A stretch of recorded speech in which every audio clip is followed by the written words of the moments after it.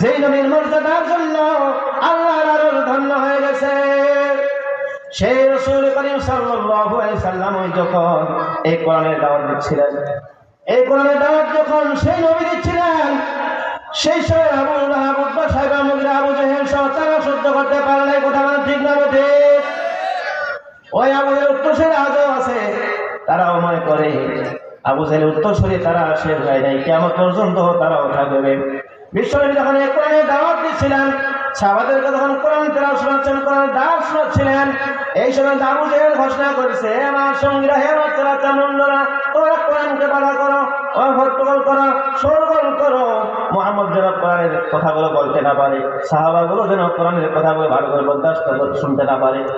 আল্লাহ রাব্বুল আলামিন এই কথাটা এমনি এমনি শোনাবেন নাই। মহাগ্রন্থ কোরআনুল কারীমে আবু জেহেল সেই কথাটা বক্তব্য দিয়ে দিয়েছেন, জাতি শোনো। আবু জেহেল ওই নব্য আবু জেহেল কি বলছিল? আবু জেহেল বলছিল, وقال الذين كفروا لا تسمعوا لهذا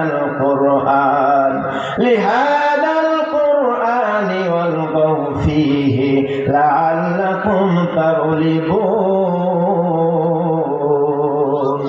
الله رب العالمين বলেন, وقال الذين كفروا، ও নবী কাফের বলেছে, وقال الذين كفروا لا تسمعوا, আবু জেহেল বলেছে তোমরা কোরআন শুনতে যেও না।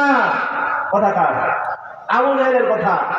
وقال الذين كفروا, ওই কাফের বলেছে, لا تسمعوا, তোমরা কোরআন শুনতে যেও না। لهذا القرآن والغوا فيه, বরং তোমরা সেখানে হট্টগোল করো, শোরগোল তৈরি করো। لعلكم تغلبون, যারা বিশ্বনবীর সাহাবাগুলো কোরআন শুনতে না পারে। ক্লিয়ার হয়ে গেল? আর আজকে যারা এই কোরআনে বাধা করে, কোরআনের পরিবেশকে নষ্ট করতে দিতে চায়, এরা তো আবু জেহেল চলে গেছে, আর আবু জেহেল নাই। কিন্তু এরা হলো সেই আবু জেহেলের নব্য আবু জেহেলের উত্তরসূরি, বলেন ঠিক কিনা? সম্মানিত উপস্থিতি, এই জন্য সেই নব্য আবু জেহেলকে, উতবা, সাইবা, মুগিরাকে রাখতে চাই না। আমরা এই সোনার বাংলাদেশকে সোনায় পরিণত করতে চাই। কোরআন নিয়ে এই দেখতে চাই এই বাংলার জমিন চুরি, ডাকাতি, সন্ত্রাস, গুম, ধর্ষণ কোনো কিছুই থাকবে না, যদি একবার মাত্র কোরআন দিয়ে আমরা দেশ পরিচালনা করতে পারি।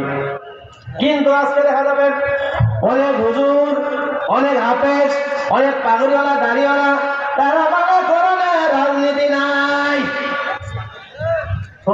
না, কিন্তু আল্লাহ রাব্বুল আলামিন এর প্রিয় নবী মুহাম্মদ রাসূলুল্লাহ সাল্লাল্লাহু আলাইহি সাল্লাম, তিনি কি রাষ্ট্রপ্রধান ছিলেন? কি ছিলেন না?